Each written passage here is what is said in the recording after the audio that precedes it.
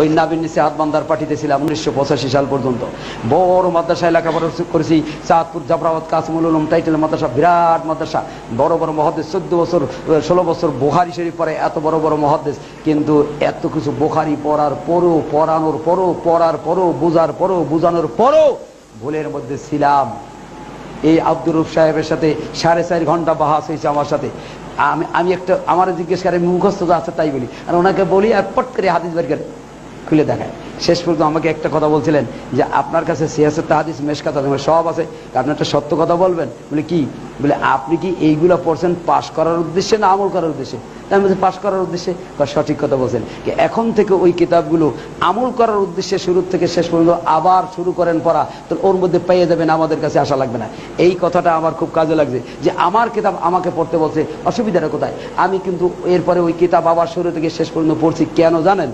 আহলে হাদিস হওয়ার জন্য নয়, শুধু আমার হানাফি মাযহাব টিকেই রাখার জন্য।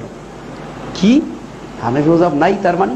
আবার কিতাবের শুরু থেকে শেষ পড়া শুরু করেছি আমার নিজের দলকে টিকিয়ে রাখার জন্য। আল্লাহর কসম করে বলি, শুরু থেকে শেষ পর্যন্ত ভালো করে তাহকিক তারকিব করে পড়েছি, কিন্তু ওর মধ্যে হানাফি মাযহাবের অস্তিত্ব পাই নাই, যার কারণে ছেড়ে দিতে বাধ্য হয়েছি। বলেছি যে আমি হাত উপরে বাঁধলাম, যদি কোনো ব্যক্তি কোনোদিন সহিহ মারফু মুত্তাসিল হাদিস দিয়ে হাত নামাইতে পারে, 100 বার নামাইতে রাজি। এই বহু 1985 সাল থেকে আহলে হাদিসের জন্ম আমার, এই আজ পর্যন্ত আজও পর্যন্ত কেউ হাত হাদিস দিয়ে গায়ের জোরে নামানোর চেষ্টা করছে অনেকেই, লাঠির জোরে নামানোর চেষ্টা করছে অনেকেই, কিন্তু হাদিস দিয়ে নামাইতে পারে নাই। আমার বিশ্বাস আবার যদি নবী আসে, আবার যদি কোরআন নাজিল হয়, সেই দিন পারবে আমাদের আমল পাল্টাইতে, এর আগে পারবে না। এর আগে দলের জোরে মনোবল, জনবল, অর্থ বলে অনেক কিছু করতে পারবে, কিন্তু হাদিসের বলতে ইনশাআল্লাহ পারবে না।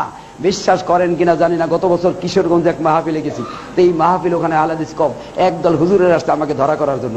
ওর মধ্যে একজন হলো মুহাদ্দিস, মানে আলেম পয়দা করে, যিনি আলেম জন্ম দেয়, এইরকম একজন আসছে।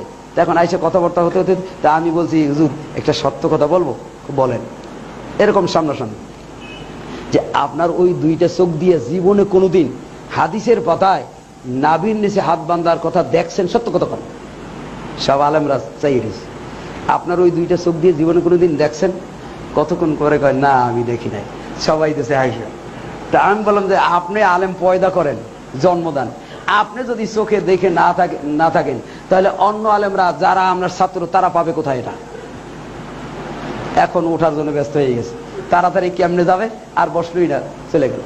ভাইরা আমার, আল্লাহর কসম, কিয়ামতের মাঠে আপনার আমল মিলন হবে রসুলের আমলের সাথে, কোনো ইমামের আমলের সাথে না, আমার আমলের সাথেও নয়। রসুলের আমল পাবেন কোথায়? সহিহ মারফু এবং মুত্তাসিল হাদিসের মধ্যে।